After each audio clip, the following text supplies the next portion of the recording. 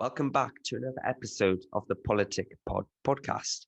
Today's episode is the second of three shorter episodes that will take place while I'm currently out of the country.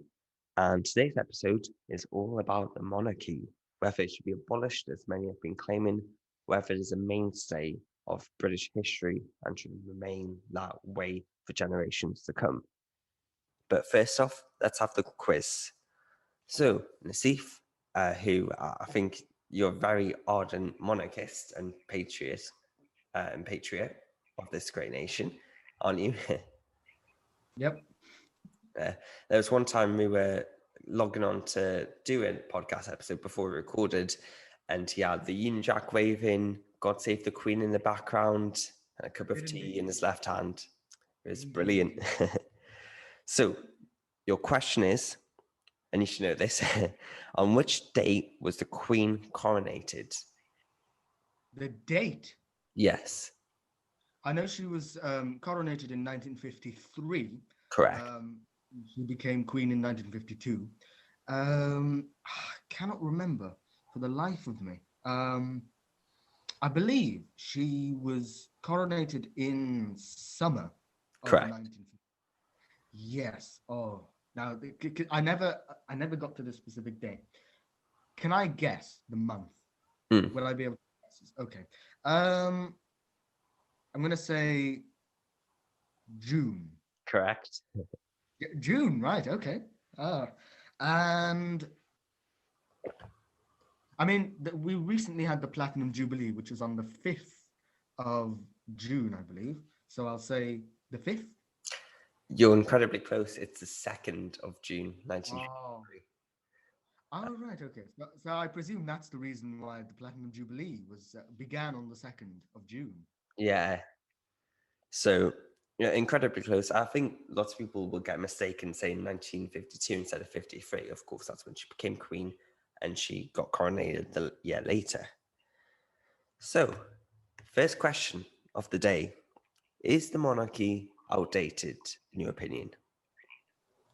In my opinion, right? Okay. Well, as you stated at the beginning of this of today's episode, I am an ardent monarchist. I firmly believe that monarchy is not only an intrinsic part of our politics, but really just an intrinsic part of our country. I think as a nation, we've survived partially because of monarchy, and I think Her Majesty the Queen, not only as a person, but representing the institution, has really not only kept this nation forward by being a unifying symbol, but has also sort of been a reference to which, to whom people have looked up and said, I should be like that. I should be, elegant and poised and polite and very intelligent in much the same manner that Her Majesty the Queen is, and in much the same manner that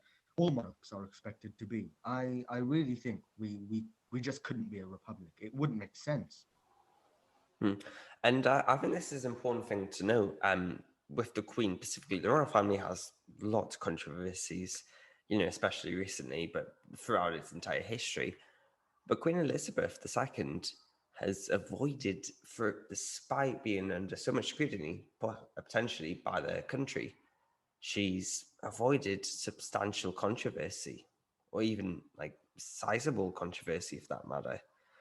She's really an icon to look up to, regardless of your opinions on her family. She's a great person, and she's done great things for the country, and is a great role model.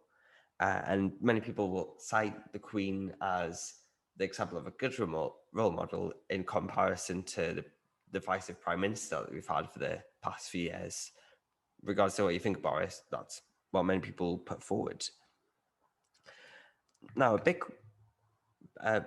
problem that people find with royal family is that it costs too much, and it's contradicting evidence whether it brings in enough money, whether it actually costs too much money for the UK taxpayer, whether that matters or not.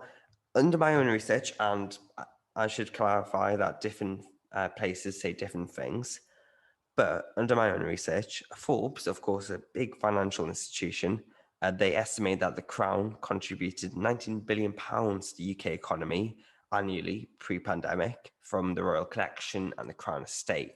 So primarily from tourism and merchandise with gift shops.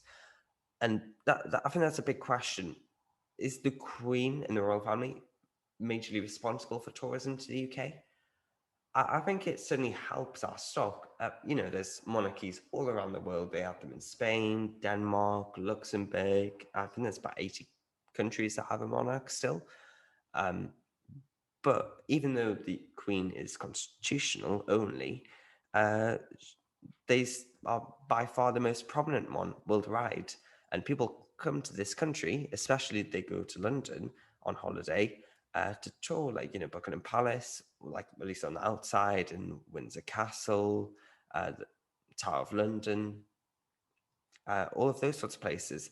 And it creates this British stereotype, the royal guard, the teddy bears, uh, the what do you call those baskets again that you often see with lots of stuff inside? Can you remember what they're called? I'm afraid I can't remember for the life For of me, me. I can't think, and I'm not giving the best description. Uh, Not Hamlet. I'm gonna give up on that point. Someone can try and tell me what they are. But on the contrary side, apparently the running costs are around 100 million, I believe they are. I'm just going to type that up. We'll try and have a look. Pre-pandemic, what are the running costs of the royal family?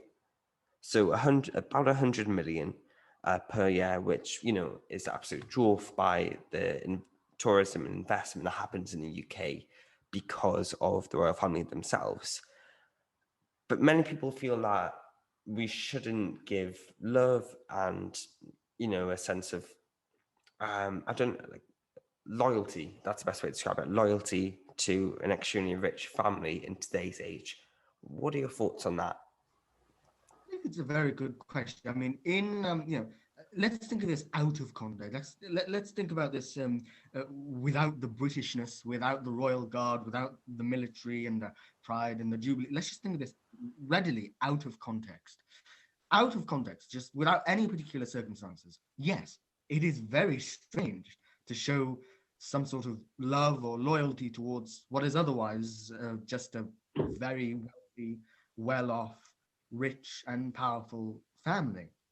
But this is the issue that I personally, as a monarchist myself, this is one of the big issues I have with this particular sort of Republican argument, is that it's out of context. There is a reason why, as to why we have a monarchy, and there is a reason why we show loyalty and love. See, in the US, they are a republic. They have a president, and yet the president in the United States has the White House, is generally incredibly wealthy, and has a first lady. And if the US ever gets a female president, then of course it'll be, first gentleman, I presume. And over there, being a republic, it's not all that different to having a monarchy. The only difference is that our royal family happens to be powerless, virtually powerless. And I think that is a great sort of balancing factor. I think that's something that sort of tips the scales in favor of the royal family. And I think a lot of the loyalty and love we show towards the royal family, I admire figures like the Princess Royal, Princess Anne. Um, but I think a lot of that loyalty and love goes to Her Majesty the Queen and goes to the reigning monarch. And I think rightly so, because in much the same way that in many republics, the military and incoming people or people who are being sworn in as citizens will have to swear loyalty to their respective president. Over here, we swear loyalty, and so does the military, to the Queen. And I think ultimately, as strange as that is out of context, there is a big context. For over a millennium, we've had a monarchy. We've shown our loyalty to monarchs for centuries now. The monarchy is a very British thing. It's associated with Britain. Britain is called the United Kingdom for a reason. And I think it would be, as I stated before, not only outright strange being a republic and, shoveling off that incredibly long-standing tradition, but there would be a great number of problems arising because that love and loyalty we show to the royal family, it's actually a practical love. It's very practical loyalty because it allows our institutions to be linked together towards one so-called source of power, which is the monarchy. I think in a republic, there'll be a great number of problems with trying to take what are today royal institutions and transforming them into republican institutions that have to swear loyalty to different things individually. And it will be a great big mess, I think. There's a reason as to why we show loyalty to the royal family, not just because we feel like it, but also because there's a very, very important societal practicality to it. And it's very convenient having a monarch to whom we can swear loyalty and, basically get the job done, rather than having to continually swear loyalty to a president or a flag or a particular constitution, one which we frankly don't have. I think it's just far easier using the monarchy, having the monarchy as a source of power, a source of loyalty, and one which has ultimately been here for centuries. So I think, the classical phrase, if it ain't broken, um, don't bother fixing it. Mm. And that's a really important point when you're saying about the royal family. They don't get involved in political matters like the head of state of, for example, the United States of America does. They, of course, wield a massive amount of power. And I feel as though most people in this that are proposing a republic would keep a parliamentary democracy, which I think is very beneficial for our country. So you would end up having a constitutional president, effectively filling the various roles that the Queen has to do. But the problem is, there's nothing special about that president, whoever it may be. And, it could be a situation where it's some political figure that could come with a lot of criticism, as well. The royal family is starkly unpolitical or apolitical, if that's a better word. That's the whole motive. The parliament is meant to serve Her Majesty the Queen. That's why she's not allowed to vote in the general election. And yeah, and I think that's big. You make a really interesting point there, and really thought of our various institutions, even like, for example, HMRC. They swear loyalty and they're based around the crown and the reigning monarch, whoever that may be. And I think, yes, the Queen does inspire lots of people. People forget the good work that she does. There seems to be some perception that the royal family, and especially the monarch, sit around all day doing nothing, having afternoon tea, playing with horses. But it's not the truth. They go around touring the country, touring the world in many cases, and take part in many much vital work. For example, the Queen getting her COVID jab, that inspired many people that were on the fence about whether they do or don't want to get a COVID jab to get it, because I think, well, it's good enough for the Queen. She strongly believes in it, so I will as well. For example, in addition, her Christmas message that she puts out every year, especially the one of 2020, that inspired so many people. Many people are, are struggling, are convinced to keep on going because of Her Majesty and because of the various members of the royal family that do many things for this country.